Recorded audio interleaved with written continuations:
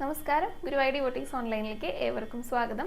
നമുക്ക് ഇന്നത്തെ ഉച്ചപൂജ അലങ്കാരം എന്താണെന്നൊന്ന് നോക്കാട്ടോ. അപ്പോൾ അതിന് മുൻപായിട്ടേ ഇന്ന് കലശ ചടങ്ങുകളുടെ 7ാമത്തെ ദിവസമാണ്.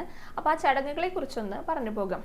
രാവിലെ തന്നെ വളരെ നേരത്തെയുള്ള ചടങ്ങുകളാണ് കേട്ടോ. ജലദ്രോണിയുണ്ട്, കലശങ്ങളുടെയൊക്കെ പൂജയുണ്ട്. ഇത് ബ്രഹ്മകലശ പൂജ, പിന്നെ കുംഭേശ കലശ പൂജ, കർക്കരി കലശ പൂജ, പിന്നെ കുണ്ടശുദ്ധി, ഗണപതി പൂജ.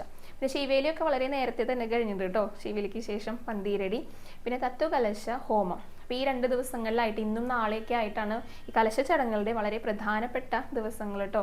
അപ്പോൾ ഈ 2 ദിവസങ്ങളിലായിട്ടാണ് തത്വകലശാഭിഷേകവും ബ്രഹ്മകലശാഭിഷേകവും ഒക്കെ നടക്കുന്നത്. അപ്പോൾ ഇന്ന് തത്വകലശ ഹോമമുണ്ട്, പിന്നെ തത്വകലശ പൂജയുണ്ട്, പിന്നെ നാഡീസന്താന പൂജ, വലിയ പാണി, ഉച്ചയ്ക്ക് തത്വകലശ അഭിഷേകം. അത് കഴിഞ്ഞിട്ട് 2 മണിയോട് കൂടിയിട്ടാണ് പിന്നെ പരികലശങ്ങളൊക്കെ നടക്കണ്ടേ.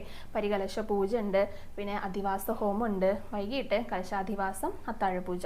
അപ്പം അങ്ങനെയൊക്കെയാണ് ഇന്നത്തെ, അതായത് 7ാമത്തെ ദിവസമായിട്ടുള്ള കലശ ചടങ്ങുകൾ ഇന്ന് നടക്കുന്നത് കേട്ടോ. അപ്പം ഇനി നമുക്ക് ഇന്നലത്തെ അലങ്കാരം എന്തായിരുന്നു എന്ന് പറയാം. അതാരാണ് കൃത്യമായിട്ട് പ്രവചിച്ചത് എന്നും കൂടെ പറയാം കേട്ടോ. ഇന്നലെ നമ്മുടെ ഉണ്ണിക്കണ്ണനെ മുട്ടുകുത്തി നിന്നിട്ട് വെണ്ണ വാരി കഴിക്കുന്ന ആ ഒരു ഭാവത്തിലായിരുന്നു. ഒരു കയ്യിൽ ഓടക്കുഴലുണ്ട്, വലത്തെ കയ്യിൽ വെണ്ണയും പിടിച്ചിട്ടുണ്ട്. ആ വെണ്ണ ഇങ്ങനെ വാരി കഴിക്കുന്ന ആ ഒരു ഭാവത്തിലാണ് അലങ്കാരം ചാർത്തിയിട്ടുണ്ടായിരുന്നത്. അത് വളരെ കൃത്യമായിട്ട് ഏറ്റവും ആദ്യം പറഞ്ഞത് മിനി ചേച്ചിയാണ് കേട്ടോ. മിനി രഘുനാഥ് എന്ന് പറഞ്ഞിട്ടുള്ള ഒരു ഭക്തയാണ് പറഞ്ഞിട്ടുണ്ടായിരുന്നത്. അപ്പോൾ മിനി ചേച്ചിയുടെ അടുത്ത് ഒരുപാട് സന്തോഷം അറിയിക്കുകയാണ്.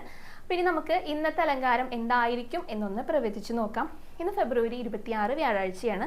അപ്പം ഇന്ന് ഭഗവാന്റെ ഉച്ചപൂജ കഴിഞ്ഞിട്ട് നട തുറക്കുന്ന സമയത്ത് നമ്മുടെ ഗുരുവായൂരപ്പൻ ഏത് രൂപത്തിലായിരിക്കും, ഏത് ഭാവത്തിലായിരിക്കും ഉണ്ടായിരിക്കുക എന്നുള്ളത് ഇപ്പം തന്നെ ഈ വീഡിയോയ്ക്ക് ചുവടെയായിട്ട് എല്ലാവരും കമൻറ്റ് ചെയ്തോളൂ.